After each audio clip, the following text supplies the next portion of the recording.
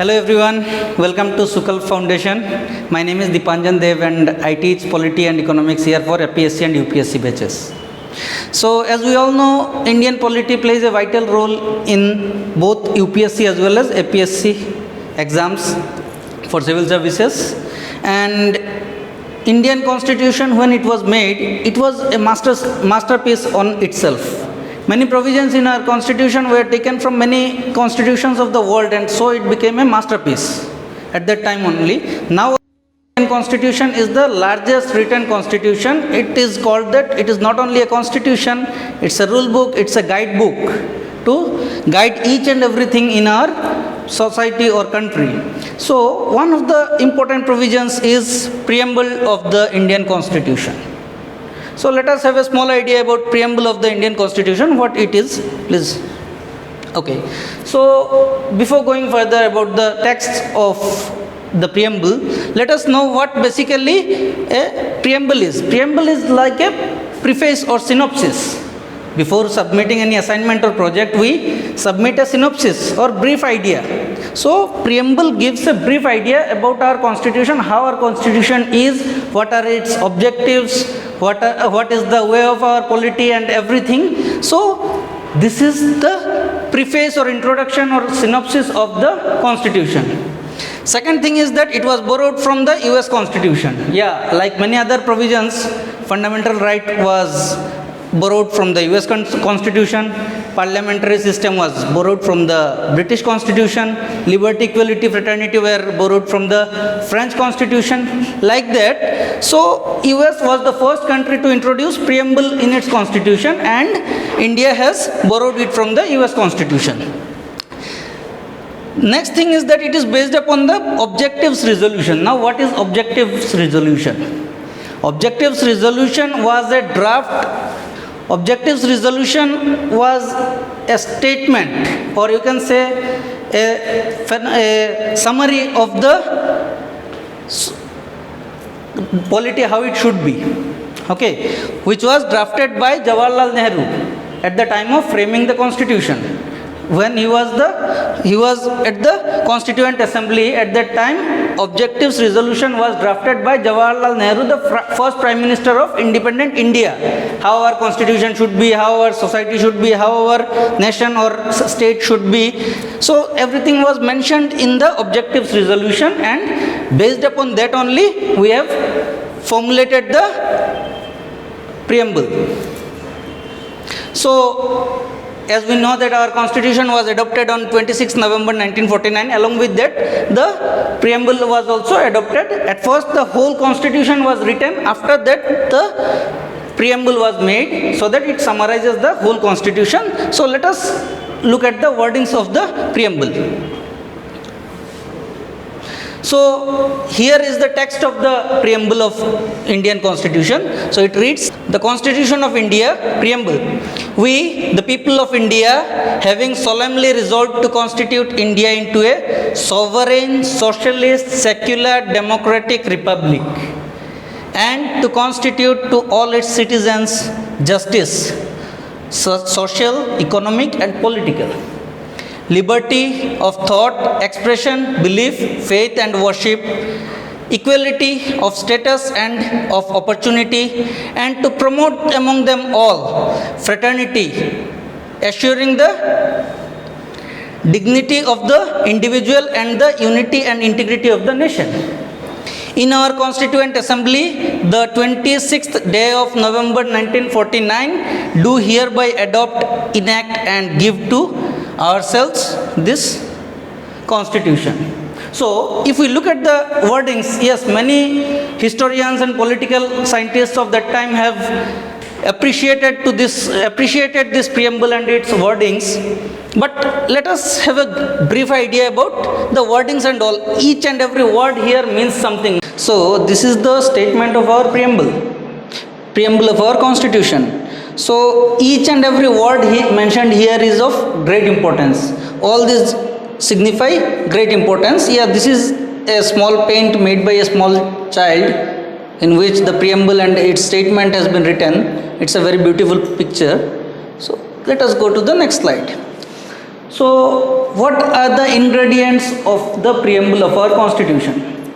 What does it contain? Let's have a look. So, first of all, it specifies the source of authority. So, source of authority means where does our constitution derive the power from? It derives the power from people of India. In the beginning, it has been stated that we, the people of India, means we people of India are the sources of authority. This is the principle of democracy. So, we, the people of India, means source of authority of the constitution is people of India. Then it specifies the nature of the state, how our state or how our country is. Our country is sovereign, socialist, secular, democratic and republic. These words have huge meanings. I'll explain later on. But yeah, it specifies the nature of the state, sovereign, socialist, secular, democratic, republic. Then it specifies the objectives of the constitution. What our constitution is all about, what it is promising to the people. It is promising to provide justice, liberty, equality and fraternity to all the people. And last but not the least, it specifies the date of adoption. Yeah, our constitution was adopted on November 26, 1949 and it was enacted on January 26, 1950. So, what is this? This is an UPSC question, mains question. This has come in the UPSC mains. What are the basic values enshrined in the preamble of our constitution? How relevant are these values in the present time? The same thing, whatever I have mentioned here. UPSC mains question, yes. The question says, what are the basic values enshrined in the preamble of our constitution? Basic values are these: sovereign, socialist, secular, democratic and republic. We need to explain them and analyze them in the present context. This was the question. So, we have explained the words here in the future next slides. Let's go forward. So, keywords. First one is sovereign. Now, as in the preamble it is mentioned that our constitution is sovereign. Our nation is sovereign, means we have sovereignty. Sovereignty means supremacy. We don't have anyone above us. We are the all-in-one. Aham Brahmasmi. Okay. Aham Brahmasmi means मैं ही ब्रह्मा हूँ, मैं ही विष्णु हूँ, मैं ही शंकर हूँ, सब कुछ मैं ही हूँ. I am everything means here means our constitution says that our nation is sovereign. Sovereign means we don't have anyone above us. We are free to take our own decisions, whether external or internal. Like Canada, Australia, many other countries are having dominion status. Even though they are having their own government, but above them there is a control of England.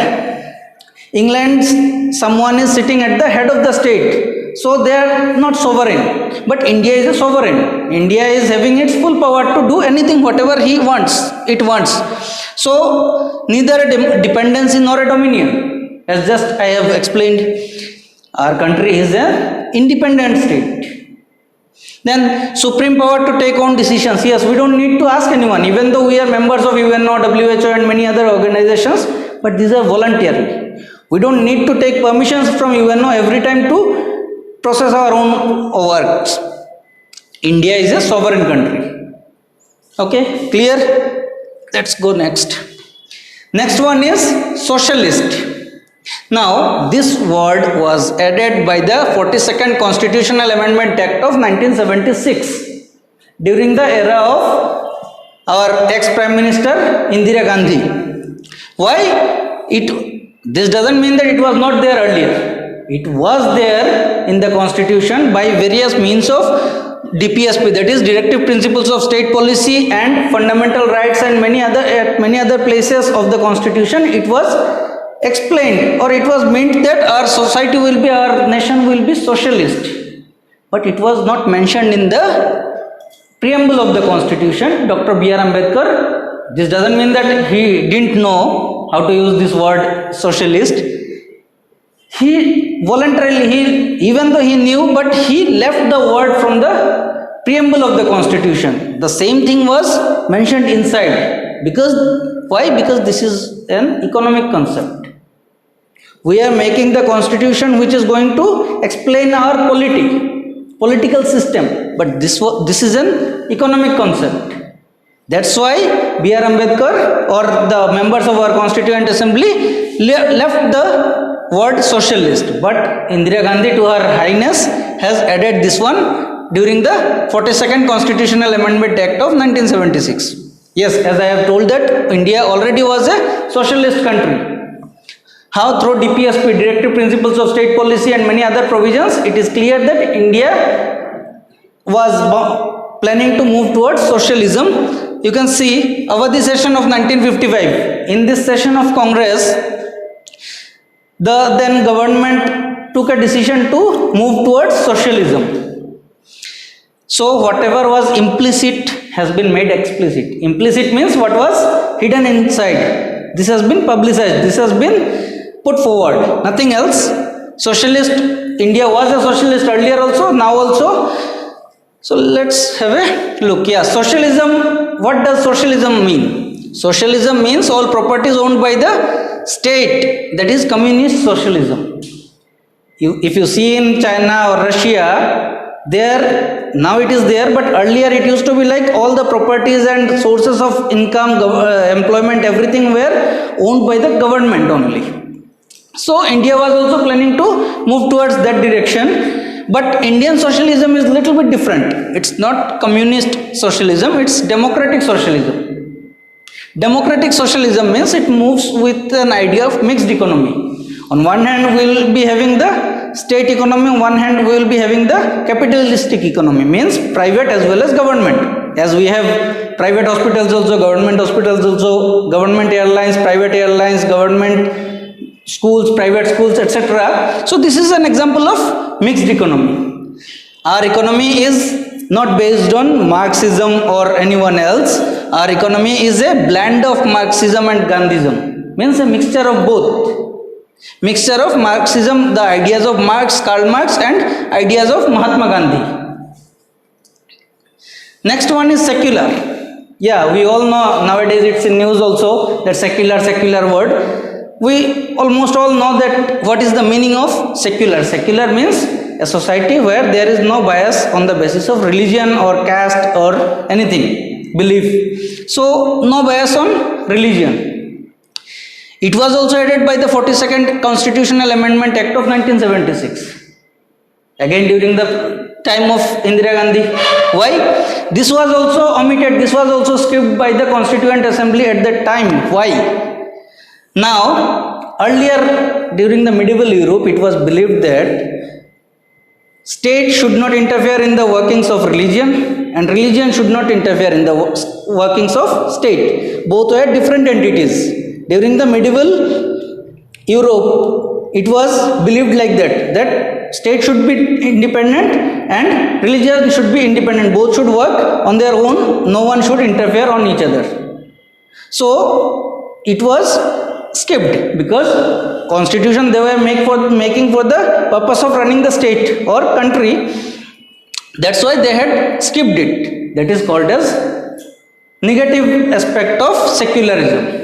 But in India we have positive aspect of secularism, means we said that yes, in India we will not give priority to a particular religion like Bangladesh, Pakistan, Islamic Republic of Pakistan and so. We don't have this. We are secular, means we won't give a particular provision, we won't give a emphasis to a particular religion. We will treat all the religions equally. For us, all the religions are equal and we will give equal rights to all the religions, first of all. Second thing is that for any betterment, for any improvement, government can interrupt into the matters of religion so that it is made better, so that some reforms are made, like sati pratha and all these things, child marriage were banned. So many things in our religion and culture should be banned or modified. So in order to have an improvement in a positive direction, we adopted secularism. So our secularism is positive secularism. Yeah, you can say before that also, before 1976 also, India was a secular according to the constitution. It was clear through many fundamental rights like Articles 15, 16, right to equality, 25 to 28, right to freedom of religion, where all the religions are given equal rights and opportunities. Then DPSP, Directive Principles of State Policy, Article 44. It is of Universal Civil Code. It says that all the religion or caste or any ethnic group should be treated equally, should be given equal rights, equal laws should be there for everyone. Means India was a secular when India was, the constitution of India was made, but again Indira Gandhi to her highness has incorporated the word secular. See, the same thing I have mentioned. Europe, it was earlier that religion and state both were isolated, but now India is in positive secularism. All religions have equal rights. State can interfere to bring positive changes. Next one is democratic. So I don't think I should explain the meaning of democracy, because we are not in democracy, we are in democracy. All of us are so much interested in democratical policies and provisions like election and making government, then this, that, everything. So we know almost everything. Still, as a part of our theoretical part of our constitution, I will explain the thing.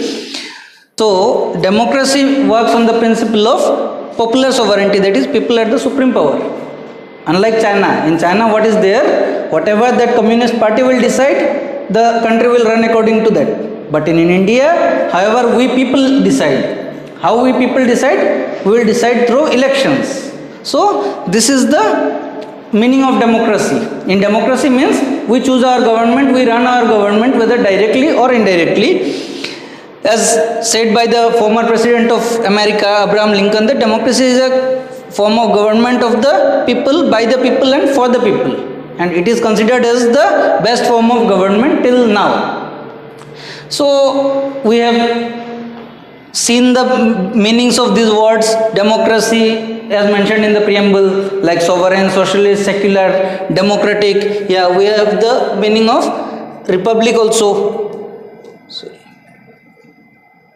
So next one is republic.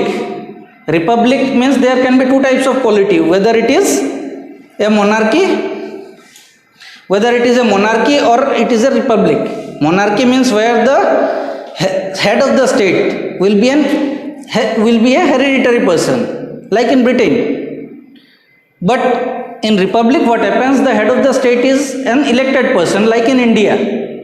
Our head of the state is our president, who is elected indirectly by the people. Indirectly means through the representatives. So we have explained the meanings of the words enshrined in the preamble of our constitution, whether sovereign, socialist, secular, democratic, republic. Many other things are there, but it's a small video for demo purpose only. I'm not going forward. I'll be closing here. So in case of any doubt, query, suggestion, complaint, anything, you can log into our website. You can go to our YouTube channel. Please subscribe and like our YouTube channel. In case of any problem, you can comment on the videos. You can contact us through telephone, or you can visit us directly at our branch, which is located at Ulubari, Guwahati. Up to this much is okay. So here I am closing. Thank you so much.